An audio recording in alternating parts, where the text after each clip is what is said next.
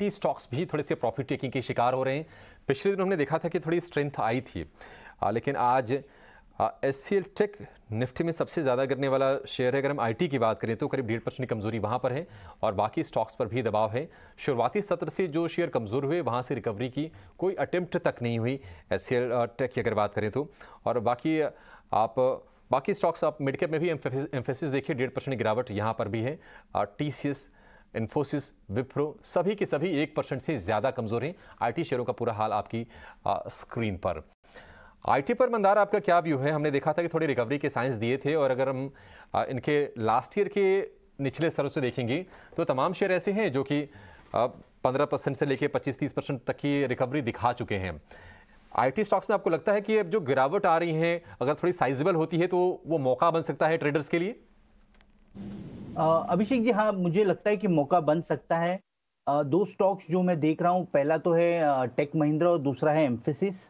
दोनों में short term में अपॉर्चुनिटी जरूर बन सकती है। टेक महिंद्रा के केस में कल के दिन ही एक short term resistance stock break करके ऊपर चला था। ये लेवल था 1110 1115 के आसपास वाला। तो मुझे लगता है कि अगले कुछ दिनों में इस स्टॉक में एक अपमूव जरूर देखने को मिल सकते हैं। ऊपर में 1250 से लेके 1275 तक के इसमें टारगेट्स बन सकते हैं।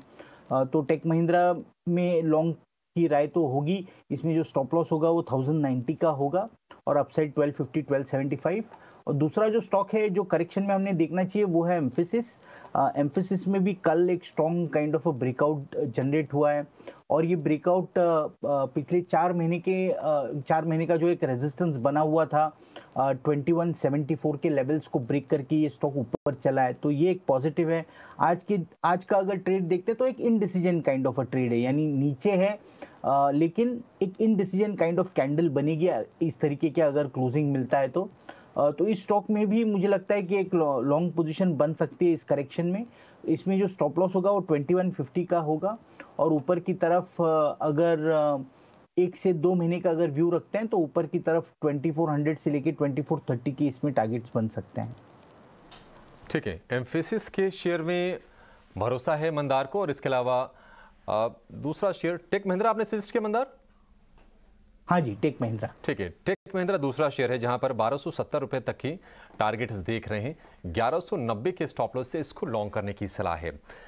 लेकिन ऑटो एंसिलरी की बात कर रहे थे और हम देख रहे हैं कि टिमकेन इंडिया में अच्छी तेजी है। जेबीएम ऑटो लोअर लेवल से रिकवरी की कोशिश ये शेयर कर रहा है।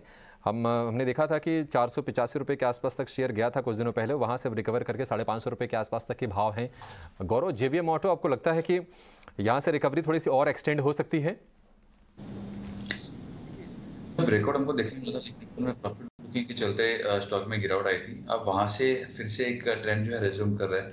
यहाँ पे अभी जो अपसाइड आपको आना शुरू होगी वो होगा एक बार 560 के ऊपर क्लोजिंग देते, तब स्टॉक के अंदर जो है जो नेक्स्ट लेग ऑफ अपसाइड आप कहें वो एक आ सकता है और स्टॉक जो है काफी शार्प टिक दे सकता है आपको टुवर्ड्स 605 610।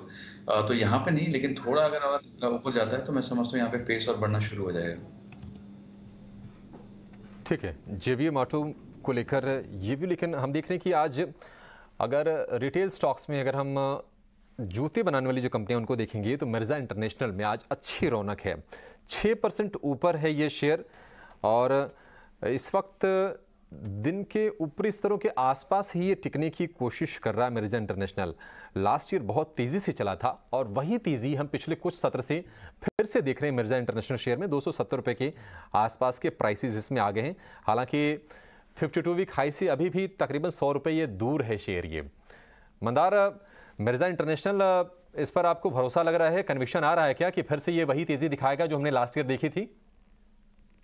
अभिषेक जी, उस तरीके का मूव तो नहीं लग रहा है, यानी इन्वेस्टमेंट का व्यू तो फिलहाल नहीं बनेगा। लेकिन आज का जो मूव है वो एक शॉर्ट टर्म रेजिस्टेंस ब्रेक कर रहा है। 260 के आसपास इसमें रेजिस्टेंस बना हुआ था पिछले 2 महीने से, तो वो ब्रेक हो रहा है। तो पॉसिबली 260 के ऊपर का अगर हमें क्लोजिंग मिलता है तो पॉसिबली अगले कुछ दिनों में इस स्टॉक में एक 15 to 20% kind of N upside देखने को मिल सकती है। तो 255 के स्टॉप लॉस से जरूर लॉन्ग कर सकते हैं। जब तक 260 के ऊपर बना रहता है तब तक बुलिश।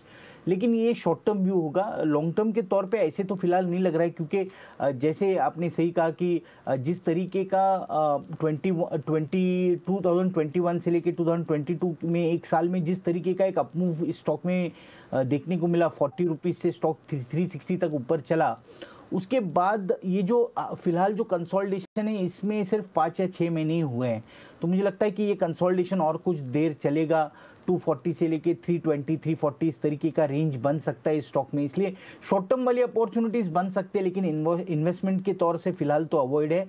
फिलहाल रुकिए, कंसोलिडेशन होने दें और उसके बाद में इन्वेस्टमेंट के बारे में सोच सकते हैं, लेकिन शॉर्ट टर्म स्टॉप लॉस के साथ जरूर इस स्टॉक में पोजीशन बन सकती है।